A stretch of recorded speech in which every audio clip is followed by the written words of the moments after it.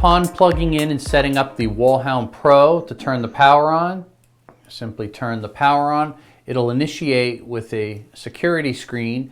Having your key in the unlock position, you need to enter in the passcode for the unit to unlock it. It's a 6-digit factory assigned code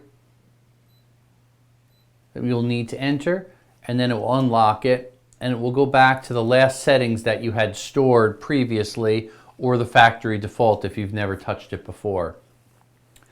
Right now I have it set up where I'm just looking at cell phone activity, and if you hit the scan button, you can manually turn on or off any of the various selections across the top.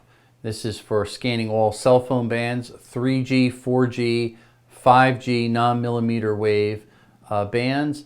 This is for scanning Wi-Fi 2.4, Wi-Fi 5.8 gigahertz, Bluetooth, and Bluetooth low energy. And again, I'm going to shut these off so I could focus just on the cellular for the moment.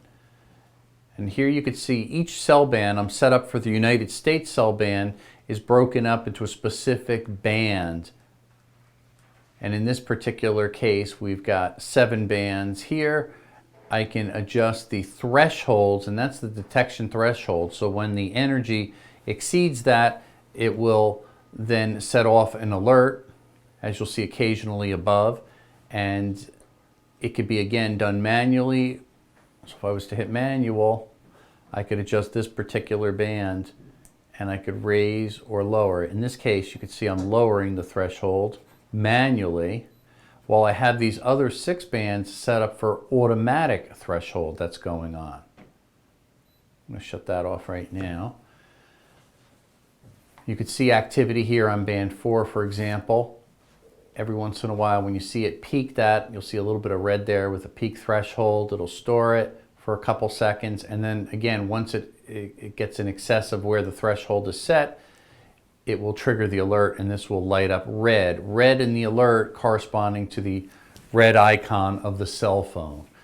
The automatic threshold is constantly recalculating, looking at the RF ambient noise floor here, and it will adjust this. So the delta between where your threshold point is and the actual RF energy will move up and down based upon this energy here. And that's good because you don't want to have a lot of blips and hops up and down in the spectrum where you keep getting false detections. That would be a mistake. If I turn my phone on now and I try a call,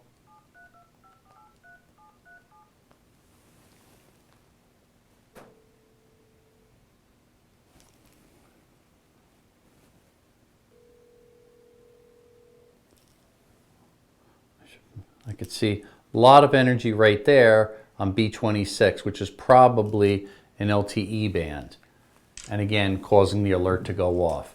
I have it on silent right now, but if you want to hear the audible alert in conjunction with it, I could turn that on and it will make the audible sound. You can also change it, that's more like a siren, to have it actually speak, and you'll see a nice icon of somebody speaking there. So when again a threshold breaks, and again I could lower down one here if we want.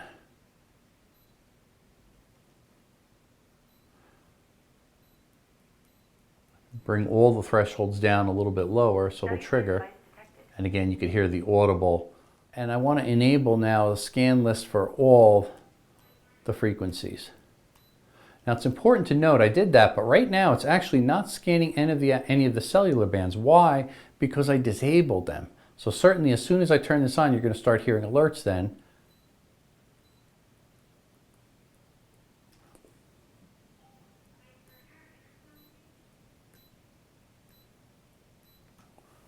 There we go.